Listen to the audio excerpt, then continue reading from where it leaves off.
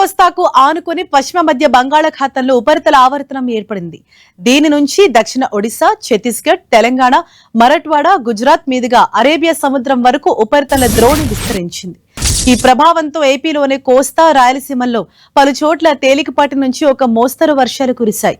ఇవాళ కూడా ఏపీలో పలు చోట్ల వర్షాలు కురవనున్నాయి. దక్షిణ కోస్తాలోని బాపట్ల, ఒంగోలు, నెల్లూరు, దానికి ఆనుకొని తిరుపతిలో 1-2 చోట్ల భారీ వర్షాలు కురుస్తాయని వాతావరణ శాఖ తెలిపింది.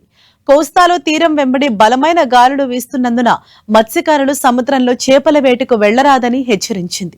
కోస్తాలో గంటకు 40 నుంచి 50 కిలోమీటర్ల వేగంతో గాలులు వీస్తాయని విపత్తుల నిర్వహణ సంస్థ తెలిపింది. శ్రీకాకుళం, మన్యం, అల్లూరి, పోలవరం, కృష్ణా, ఎన్టీఆర్ జిల్లాల్లో అక్కడక్కడ పిడుగులతో కూడిన తేలికపాటి నుంచి మోస్తరు వర్షాలు కురుస్తాయని, మిగతా జిల్లాలో కొన్ని చోట్ల తేలికపాటి జల్లులు పడతాయని వివరించింది. ఇక నిన్న పలు జిల్లాలో మోస్తరు నుంచి భారీ వర్షాలు కురిశాయి. అనకాపల్లి జిల్లా ఎలమంచిలలో 6.67 సెంటీమీటర్ల వర్షపాతం నమోదైంది. అనంతపురం జిల్లా ఉరువకొండలో 5.16, పెంజరువులో 4.25, సోమలింగపాలెంలో 4, పార్వతీపురం మన్యం జిల్లా పాలకొండ, విశాఖ జిల్లా కణమాంలో 3.6 సెంటీమీటర్ల వర్షపాతం నమోదైంది. మిగిలిన చోట్ల ఎండ తీవ్రత కొనసాగింది.